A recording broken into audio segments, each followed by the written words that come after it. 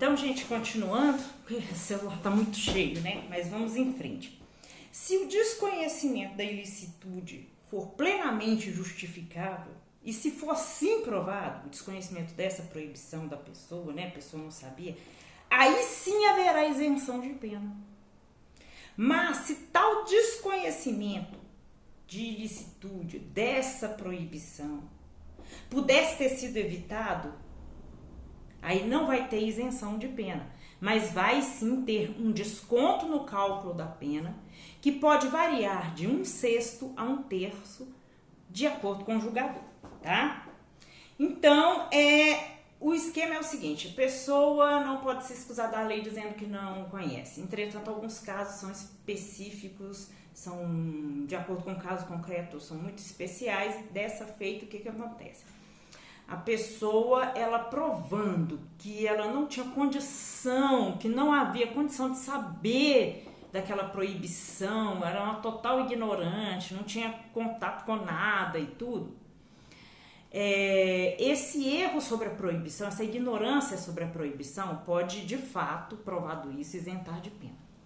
Mas provado que, se tivesse um pouco mais de esperteza que a coisa não é assim tão absoluta, ela não vai ser isentada da pena. A pena dela vai ser diminuída de 1/6 a 1/3, tá? De acordo com o julgador, tá? Vamos continuar e vamos falar sobre o parágrafo único. O erro de proibição, ou erro sobre a ilicitude do fato, é considerado superável ou evitável, ou seja, ele vai apenas diminuir, não isentar de pena, vai diminuir a pena de 1/6 a 1/3, se o agente, nas circunstâncias concretas, mesmo não tendo ciência do fato ser ilícito, poderia, se tivesse mais atenção, mais comunicação, mais cuidado, saber que aquilo não valia, que aquilo é proibido, que não podia fazer. Isso é o chamado erro de proibição evitável, ok? O inevitável é aquele que não tem como saber. Tá, vou dar um exemplo, o exemplo sempre explica melhor, de erro de proibição. Tá, Dona Maria é uma rústica camponesa, nunca teve contato com o mundo urbanizado, nunca foi na cidade grande e nunca teve contato com meios de comunicação em geral.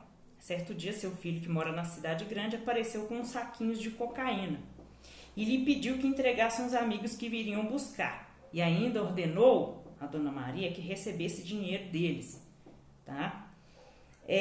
Como forma de pagamento por esses saquinhos de cocaína. Dona Maria perguntou o que era aquilo e seu filho disse explicitamente que era cocaína, tá? Porém, Dona Maria nunca tinha ouvido falar nisso, nunca tinha ouvido falar em proibição de droga, nem nada disso. E aí realizou todos os mandos do filho, pegou dinheiro, vendeu droga. Análise. Dona Maria não tinha consciência sequer que era cocaína, muito menos que vender cocaína, que ter cocaína em posse era ilícito, era proibido. Se provado que ela não tinha como saber de fato que era praticamente uma pessoa que ela nunca teve contato com nada disso, se isso for provado que ela não tinha condições de saber da proibição, da ilicitude, ela vai ser isentada de pena. Mas, caso seja concluído que ela tinha, pelo menos que ter uma ideia, ou então perguntar para alguém, alguma coisa assim, tá? Que essa falta de consciência da proibição não era tão absoluta assim, que hoje em dia não existe isso, etc, etc e tal, então ela não vai ser isentada. Aí ela vai ter apenas uma diminuição na pena, né? Que vai depender aí do julgador, que pode variar de 1/6 a 1/3, ok? Beleza, agora eu vou chamar a atenção para o seguinte: exemplos para diferenciar o erro de tipo, tá? Que é o do artigo 20, e o erro de proibição, que é o do artigo 21. Tá, vamos pegar o mesmo caso da Dona Maria, mas vamos fazer ele de erro de tipo, que é o artigo 20. Dona Maria é uma pequena comerciante, né, da cidade mesmo, mas é uma pequena comerciante, e se vê sem bicarbonato para vender em seu estabelecimento. procura por sua casa, fora ver se acha alguma coisa e acha saquinhos com pó branco. Pergunta para seu filho, né, o que é. E ele fala, né, para se livrar da culpa, ele fala que não, isso é bicarbonato aí que eu uso, que eu tô passando mal. Dona Maria, então eu vou vender ele. Leva para o seu comércio e vende os saquinhos que na verdade continham cocaína. Ela não sabia que tinha cocaína. Para ela tinha bicarbonato. Ela sabe que cocaína é proibido, mas para ela aquilo era bicarbonato. Se considerarem que o desconhecimento dela poderia ser superado, vai excluir o dolo e ela vai ser punida por culpa, certo? Caso a lei permita. Se considerarem que o desconhecimento dela era insuperável, que ela não tinha como saber, etc e tal, era tudo muito enganoso, ela não vai ser punida de forma alguma. Observação importante. No caso aqui da Dona Maria, que sabia que cocaína era proibida e etc e tal, mas ela não sabia que o saquinho tinha cocaína, tá? O desconhecimento dela, ou seja, o erro da Dona Maria aqui da gente, incidiu sobre um elemento que descreve o crime, porque o que descreve o crime é vender, portar cocaína. Então ela desconhecia que aquilo era cocaína. E isso é erro de tipo. Recai sobre elementos que explicam o tipo, que explicam o crime. O desconhecimento dela foi não saber que o pó branco era cocaína. Já no caso do outro caso lá da mulher da roça, erro de proibição, né? É aquele caso da Dona Maria que vendeu a cocaína para o filho, sabendo que era cocaína, mas sem saber que cocaína era uma substância proibida. Certo? Se a ignorância dela for considerada insuperável, ela vai ficar isenta de pena, repito. E se a ignorância dela for considerada superável, né? Evitável, aí ela não vai ficar isentada de pena, ela vai ter um desconto, como eu disse, que vai variar de 1/6 a 1/3. A observação importante em relação a essa questão da Dona Maria da Roça, que não sabia que cocaína era proibido, nem sabia o que é isso, né? A observação importante é, neste caso, o desconhecimento, o erro, não foi sobre um elemento do tipo vender cocaína, não. Mas o desconhecimento dela, o erro, tá? Ela sabia que era cocaína, o menino falou, né? O desconhecimento foi sobre não saber que aquilo era proibido. Isso é erro de proibição, o erro sobre a ilicitude do fato. Ok? Bem, por fim, nós vamos falar agora do artigo 22, que é a chamada coação irresistível e obediência hierárquica, tá? Se a gente pegar aqui, é bem tranquilo. Coação irresistível e obediência hierárquica. Artigo 22. Se o fato é cometido sob coação irresistível ou em estrita obediência à ordem, não manifestamente ilegal, de superior e hierárquico, só é punível o autor da coação ou da ordem. Isso funciona da seguinte forma, gente. A primeira coisa que nós vamos ver é a chamada coação irresistível, que é a primeira parte do artigo 22.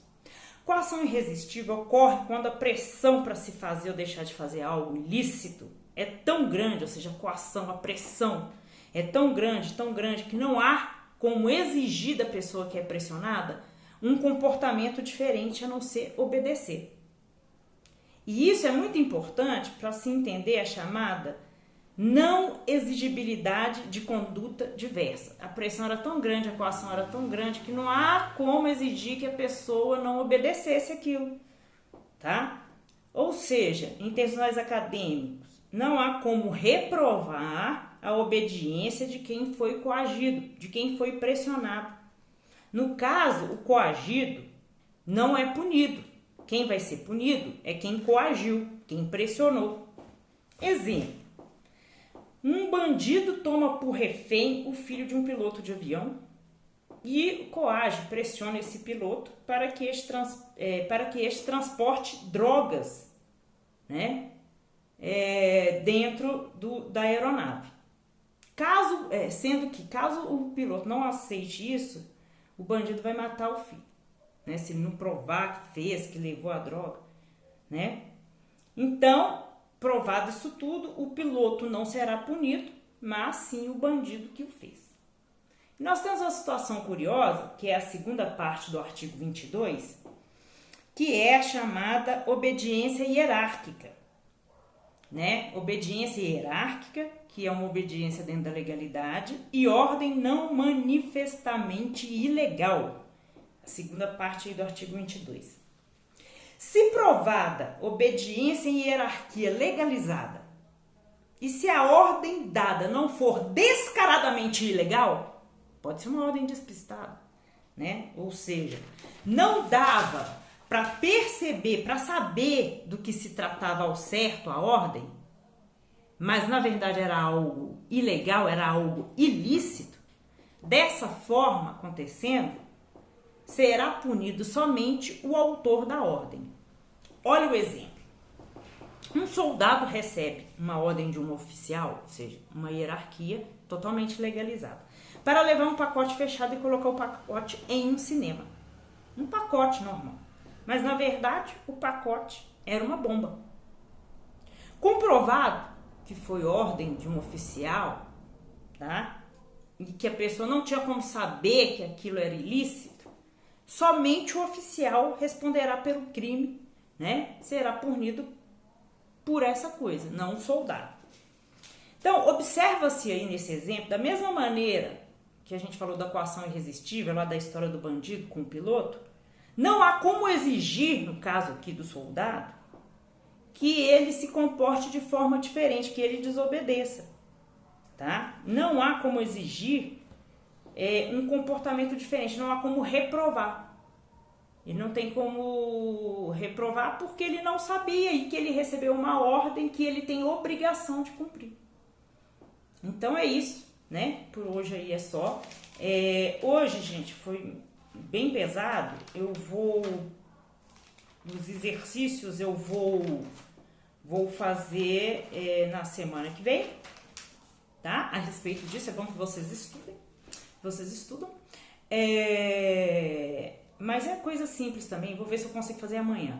E eu vou ver se eu consigo corrigir a prova de vocês o mais rápido. Já temos muito tempo de aula, eu agradeço muito a compreensão.